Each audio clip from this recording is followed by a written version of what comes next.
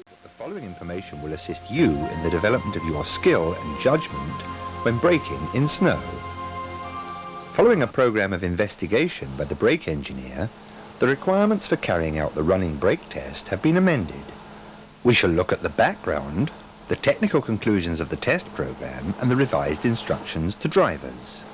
Severe winter conditions occur relatively infrequently in Britain, maybe only once in a decade. Unlike our neighbours in Northern Europe and North America, this means we have more limited opportunities to use our experience of train handling in these severe conditions. The result has often been equipment failure and operating difficulties. One problem for train drivers has been that of reduced braking power in conditions of falling snow, or where snow has already fallen and is blown up by the passage of trains. This can cause clogging and freezing of the brake rigging, and contact problems between the disc and pad on disc brakes. Both traction and braking adhesion rely on clean, dry contact between the wheel and the rail. In the same way, braking efficiency relies on the same conditions of contact between the friction material and the tyre or disc. On disc brake trains, whether wheel-mounted discs or inboard ventilated discs, melting snow can form a film of water on the face of the disc, which can influence brake power, particularly under light applications. This situation doesn't occur on tread brakes, as the tyre makes contact with the rail as well as the highly abrasive cast iron brake block. These problems were first addressed in the 1970s, in the early days of disc brakes. Drivers were instructed to carry out frequent running brake tests, making a light initial service application of the brake to condition the discs and pads, and to maintain free movement of the brake rigging. Since the 1970s, research and development has steadily improved the performance of the friction material. At the same time, research has revealed some particular problems where snow comes into contact with the disc brakes. The key to understanding this lowering of brake efficiency in snow conditions is to make a comparison with the tyres of a car on a wet road surface. Where there is sufficient water laying on the tarmac, the tread pattern of the tyre will be unable to dissipate the water, and the tyre will start to lose vital contact with the road. We all know this phenomenon as aquaplaning. Adhesion is lost and a dangerous situation rapidly develops. In this case, the remedy is to slow down. We cannot dissipate the water by increasing the weight on each tyre, so the volume of water each tyre must deal with is lessened by reduction in speed. The particular properties of swirling snow create the same conditions between the disc and the brake pad. A film of water builds up. When the brake is applied, the pad aquaplanes on the disc surface. But now we have a different solution. We can increase the pressure of the pad on the disc. Let's take a closer look at the brake pad. The friction material must meet the stringent BR 569 specification, giving an acceptable retardation performance without causing excessive wear. All friction materials are service tested for a period of 12 to 18 months. The shape of the friction material is critical as well as the groove pattern. These groove patterns may be likened to the tread pattern of a car tyre. They serve to make the friction pad flexible enough to ensure total contact with the disc and to dissipate any water from the disc surface. The force with which the pad is applied to the disc is called the brake clamp load, and this load is vital to the clearance of water between disc and pad.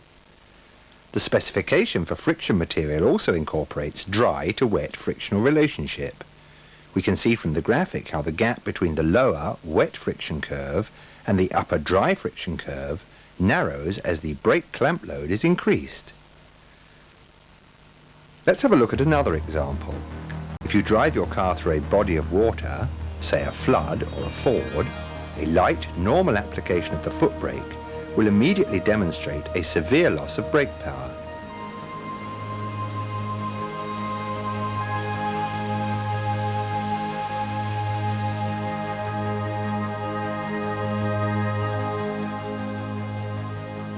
To clear the water from the disc, it is necessary to make a heavy application, in other words, to exert a high brake clamp load.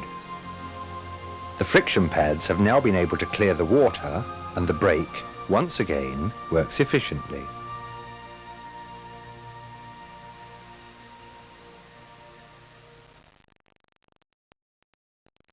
In falling or swirling snow conditions, research has shown that frequent full-service brake applications are necessary to dissipate the water from the disc and keep the brakes in an efficient condition. The previous instruction to make frequent light or initial brake applications has been shown to be inadequate.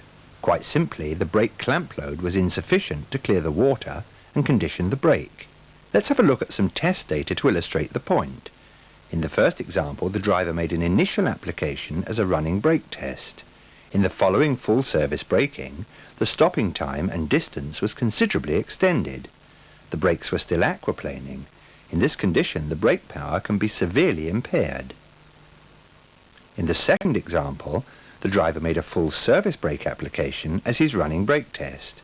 In the following service stop, the braking time and distance was greatly reduced. The brake power was greater, there was no aquaplaning. So what's the message? In snow conditions, carry out a running brake test every 3 to 5 minutes.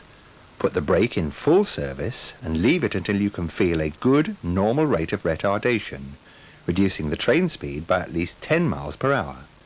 You have now cleared the water from the discs and conditioned the brake.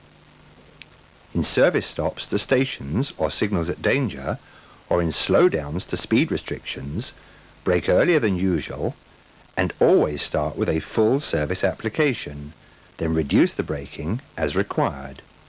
Be especially careful when approaching buffer stops. Locomotive hauled trains comprised of Mark III or Mark IV coaches, as well as HSTs, must be restricted to a maximum of 100 miles per hour, and all trains which include disc-braked vehicles must be limited to a speed 10 miles per hour below the normal maximum for the line in question. However, this reduction does not apply below 50 miles per hour. Of course, when driving many classes of train, you will be slowing down or stopping every 2 or 3 minutes anyway. Always get the measure of available brake power in good time and use that measure in making your judgment of stopping distances. EMU trains equipped with dynamic brakes on power car axles will have this dynamic brake isolated by the engineer during snow risk periods. This ensures that all discs are properly conditioned at each running brake test and during normal service braking. Remember that in all hazardous conditions, safety takes priority over punctuality. The vital braking techniques outlined in this film and the instructions laid down in the latest publications are designed to help you deal safely and effectively with severe and abnormal conditions, and to give you essential confidence in the brake equipment when the going is tough. Where snow is falling or is disturbed by the passage of trains, carry out frequent running brake tests every 3 to 5 minutes.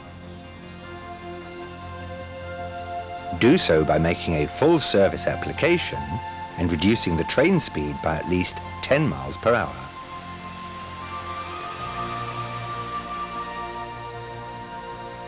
Brake earlier. Remember, safety before punctuality.